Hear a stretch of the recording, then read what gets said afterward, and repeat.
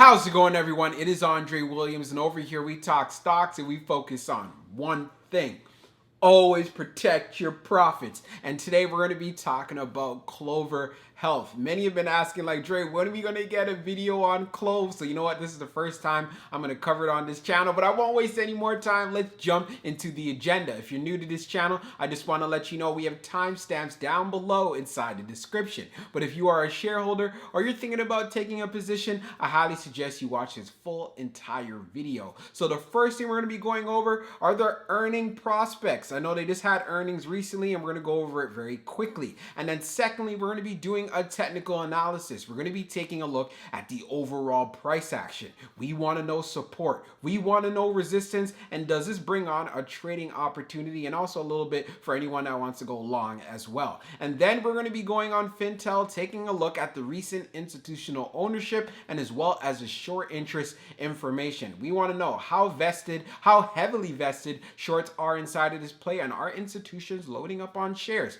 And then we're going to be taking a look at the order flow distribution from Friday, where institutions loading up with large scale orders. We're going to find this out because it can have an impact on the overall stock price. And then when all of that is done, we'll be going into the final thoughts. So let's get to it. Now let's go over this quick brief on Clover Health earnings. So Clover Health posts Q2 revenue of $412.5 million.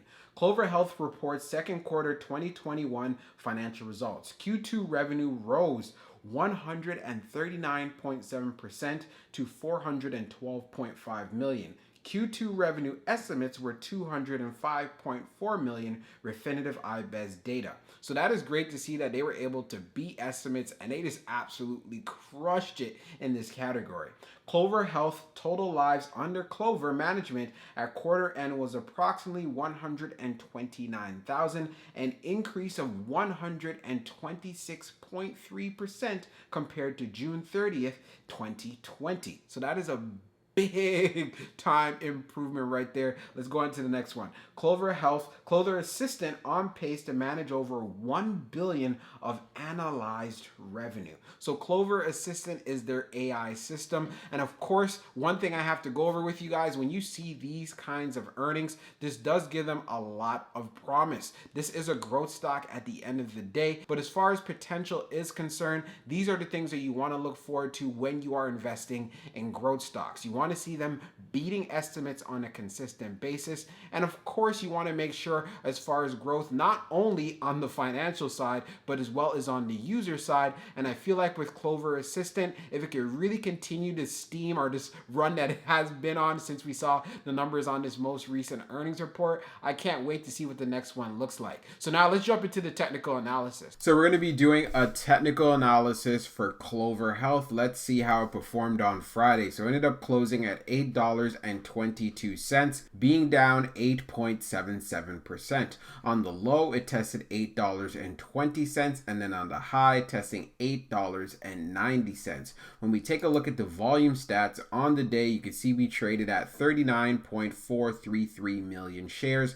And as far as for the average volume over 10 trading days, being at 34.399 million shares. The chart we're using is a 1-year daily chart. We want to see how it lines up with our indicators. We could see from the RSI down below, it is right around 44.12, so it is in the oversold territory. Taking a look at the indicators on our chart, we are below the 200-day, the 100-day, and as well as the 21-day EMA.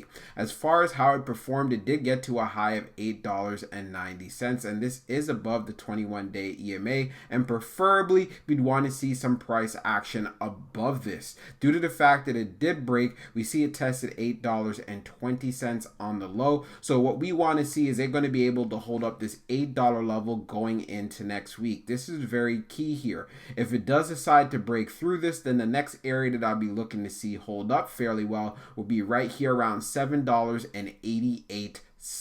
So keep that in mind. If it breaks through 8, look out for that $7.88 level. Even when we zoom out further in the chart, as far as how low that it has gotten, you can see it's gotten here to around $6.31. Will this be happening anytime soon? I'm really not seeing it, but for the most part, what you want to see is it hold up this $8 level. And also, if it does pull back going beyond $7.88, then of course you'd want to see some strength being held up here, right here at $7.24.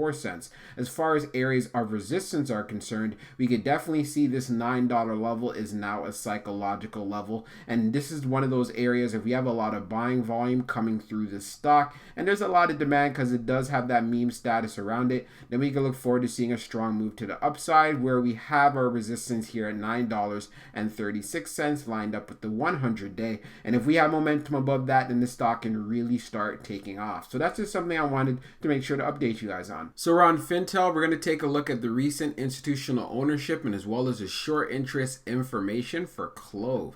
So as we scroll down on the page, you can see green rows indicate new positions while red rows indicate closed positions. So we could see here as far as institutional activity, yes, there are some closed positions, but we also have institutions who have been loading up on shares from these filings. So we see for August the 13th, which was on the Friday, we have Bloomtree Partners that went in with just, wow, 984K shares. This is very significant here. We also have Cube Research that went in with 168K shares. We also have Perceptive Advisors that purchased 1.5 million shares as well. So we see institutions have been loading up, but we also do see some closed positions, but for the most part still looks fairly bullish from what we are seeing. Now when we take a look at the short interest information, scrolling down on the page, the short shares availability is at 1.9 million, updated 21 minutes ago, and as far as for the short ball free rate, it's at 1.58%.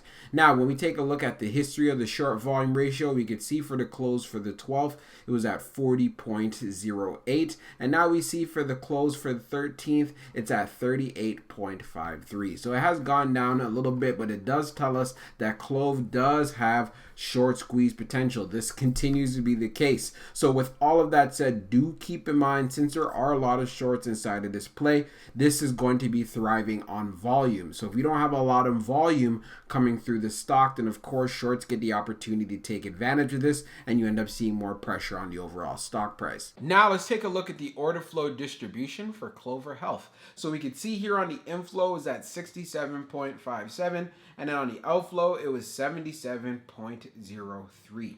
So as far as the breakdown, we had 0 on the large for both. On the medium for inflow side, we have 48.22, and then on the small it was at 19.35. On the outflow side on the medium, it was 57.44, and then on the small, it was at 19.59.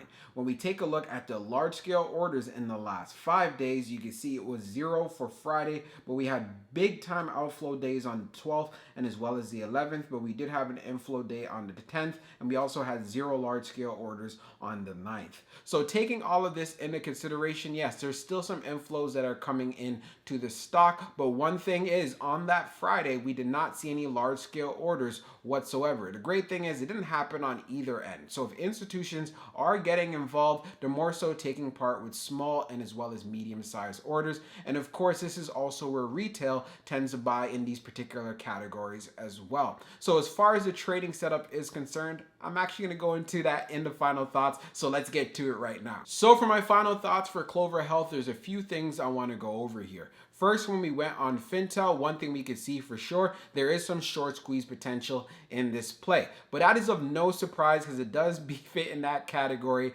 of being a meme stock. It wasn't too long ago where we saw it testing just under $29.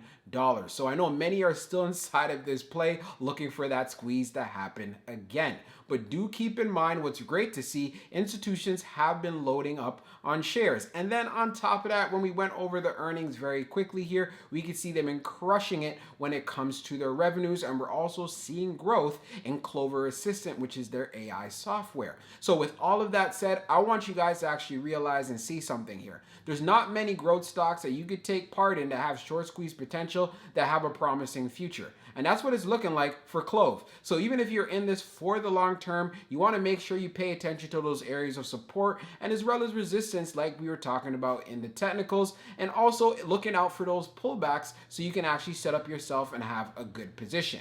Do keep in mind, this company is not profitable as of yet. So that's one thing you have to understand, and also know the risk that are involved if you're planning to invest in CLOV for the long term. So for anyone who's going to be trading off of this play, hey, there definitely is some opportunities here, but I would have some patience and make sure you wait for the right setup. And the reason why I want to emphasize this, because when it comes to your entry, it is so key. The last thing you want to do is have a bad entry and you're holding the bag, especially if you're trying to capitalize on a short-term opportunity here. And as far as forcing that short squeeze, it's going to have a lot of buying volume coming into the stock, since there are many shorts who are in it. And if you have that buying volume and a lot of that pressure, then of course you can see some strong moves to the upside. Do I know when this spike is going to occur? No, of course not. I am not a psychic. But if you want to trade off a particular play that gets a lot of attention and it can have a lot of momentum very quickly, then I feel like it is worth having it